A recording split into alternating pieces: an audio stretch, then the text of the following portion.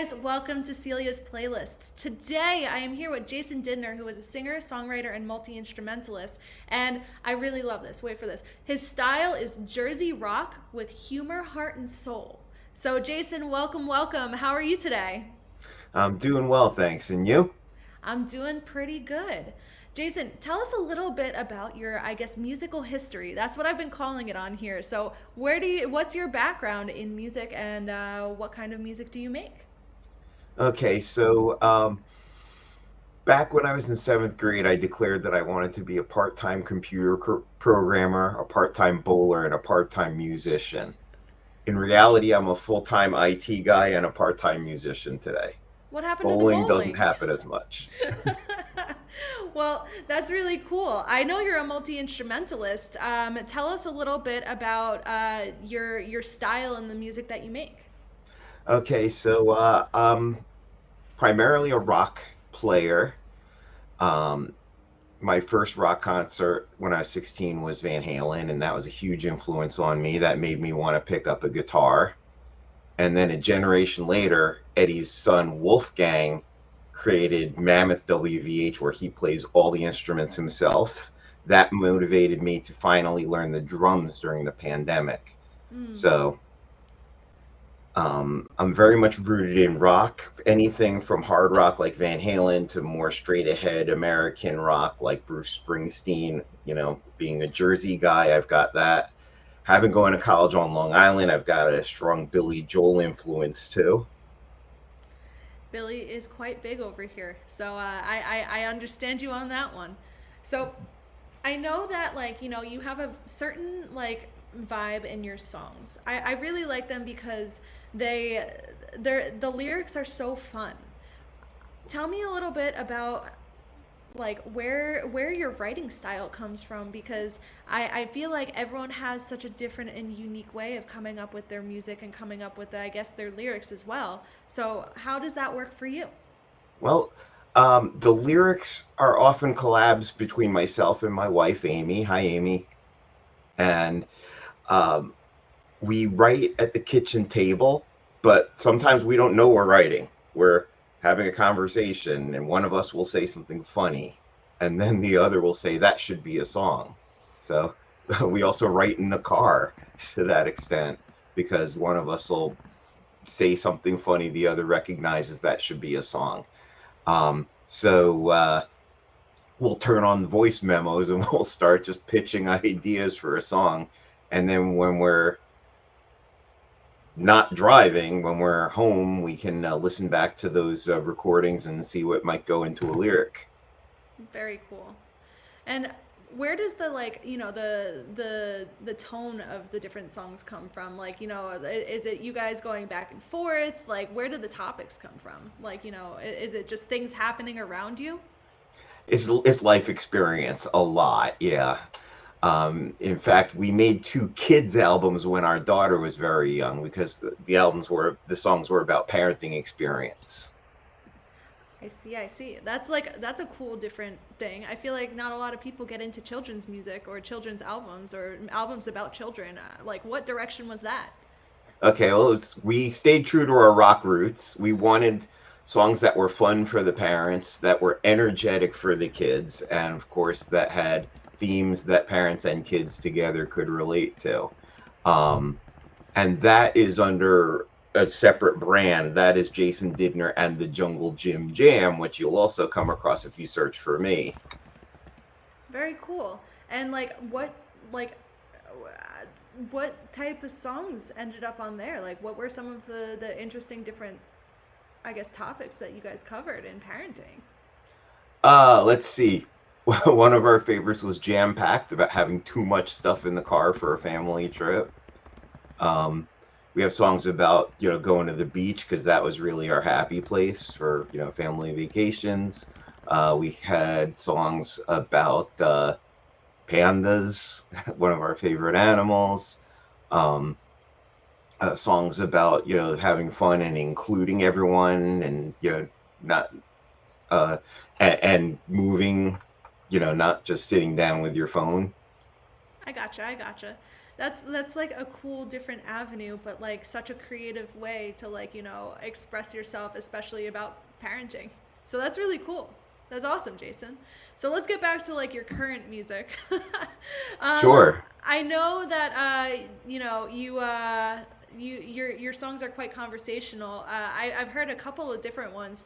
Do you have a favorite song that you have out now?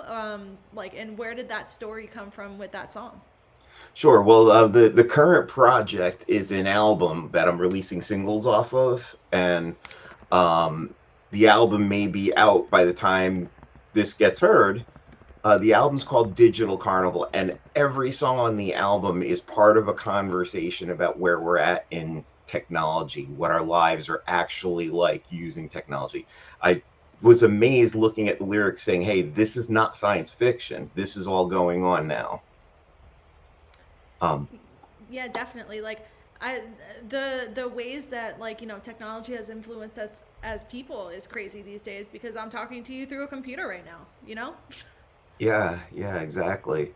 And I just read an article about a couple having their wedding where the husband, the groom, insisted on wearing his Apple virtual reality goggles, How'd that go? with How'd his she own feel about wedding that going one? on around him. That's crazy. That like I don't know if I would want my future husband or like to be on Apple goggles during like the ceremony. But that's actually really funny. But let's take a step forward. So I know that you are a multi instrumentalist. What is your main instrument? I would say my main instrument is guitar, with keyboards a close second. What draws you to guitar? Like, cause I had a conversation with someone. I think it was on one of these interviews actually, where like you think in different brains. So like, what about like thinking in guitar was the thing that kind of drew you to that?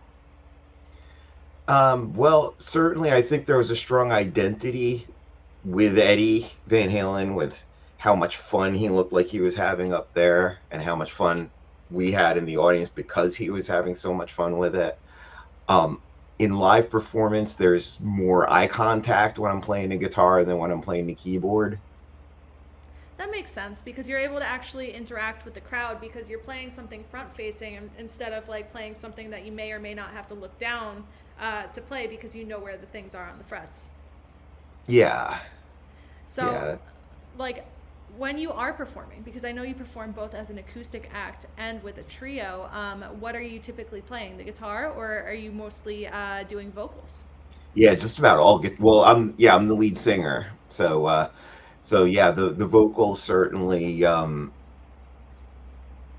as much as I come from playing guitar, and I identify, with the guitar a lot.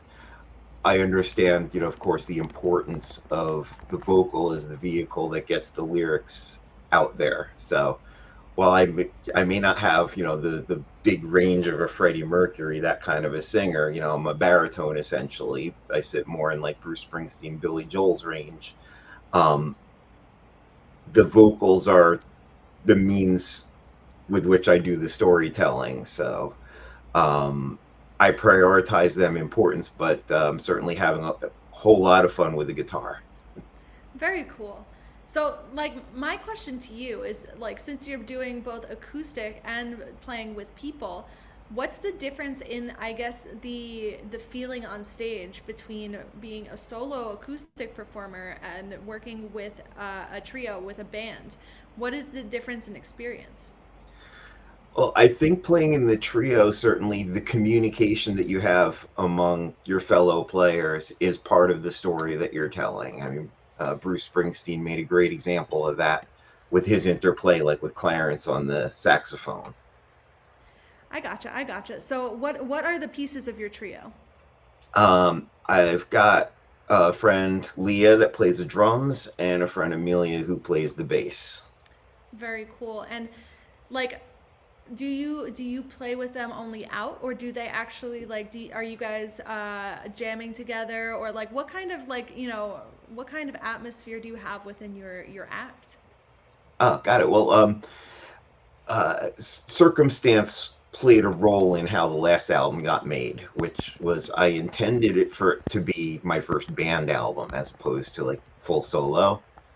Um, but the bass player Amelia was taking classes and pretty occupied, like right in the thick of it with that. And Leah had sustained an injury; she sprained her ankle. Oh, I'm sorry to So hear. thanks. Yeah, she's since recovered pretty well from that and is right eager to hit the stage again with me. But because the players were unavailable, I ended up making this the same way I made my last three albums prior, which was to do everything myself. What's the difference in experience with doing everything yourself and doing it with like, others? What do you prefer? Hmm. Well, actually, yeah, I think it's a lot of fun to play with the band. However, it does require a lot of time commitment, on their part. So, um, when it comes to preparing for a gig, I'll have them over for rehearsals. We'll run through the parts, and they'll also be able to prep a lot on their own. Especially now, we use an app called BandLab. So That's cool. yeah, yeah. So they can actually play along with my tracks, like with a click track built right into it, and be ready for the gig, whether or not we get together prior in person.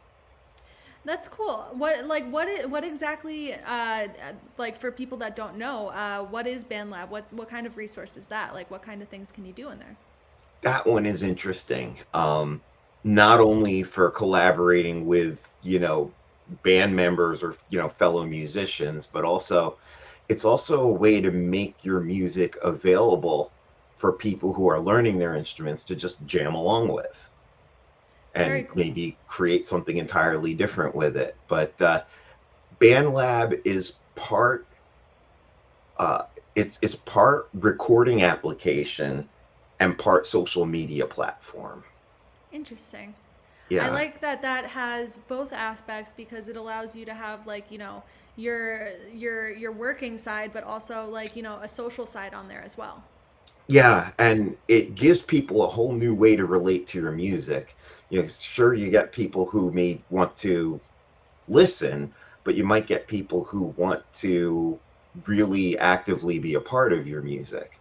So, once I have my arrangement finalized and I've done my recording and I've sent it off to get released, I'll also create a BandLab version where I'll sing and play guitar part. I might leave a verse empty so someone can make up their own verse.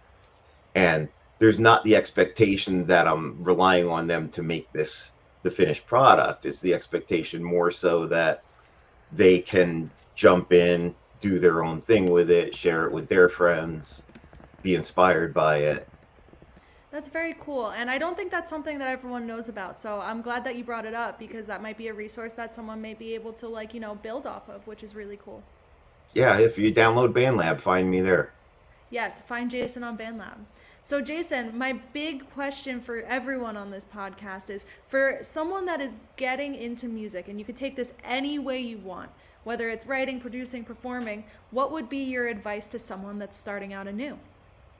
Wow, well, the industry has changed in so many ways since when I was starting to do it, but some things remain the same, which is that if you're going to do it because you have internal reasons to do it, because you want to be in touch with your inherent musicality. All the external stuff, which is, how it gets received, what your streaming numbers are, how many followers you have, what kind of big rooms you're gigging in, all that stuff. Um, is that's external motivation that you may or may not get lucky with. I gotcha. I gotcha.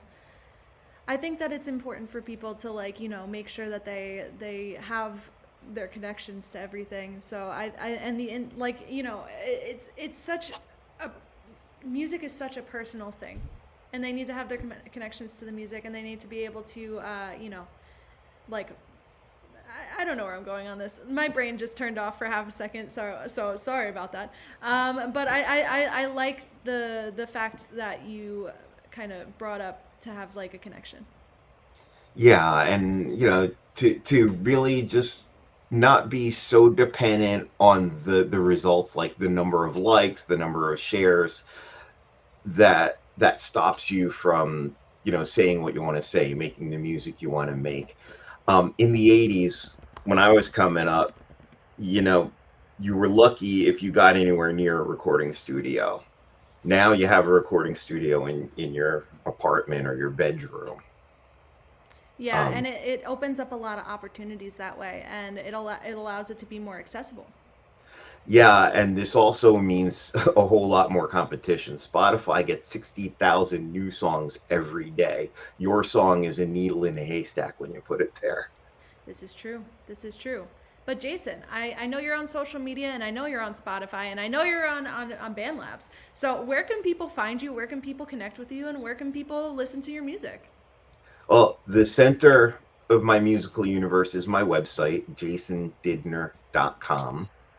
Um, the best way to make sure that you get my communications without an algorithm interfering is to make sure that you sign up for my email. And I will send you things that I don't post on social media. I will share with you my official videos and official songs before they're released. So, if you think you might enjoy what I'm doing, sign up for my emails, and I will give you extra. I will give you the best of what I got. Very cool, very cool. So thank you for sitting down with me today, Jason. And Thank you. I'm glad that we were able to connect because I know that we've been going back and forth, with some messaging, and it's great to actually meet you in person rather than see you just in comments and messages. So thanks for sitting down with me.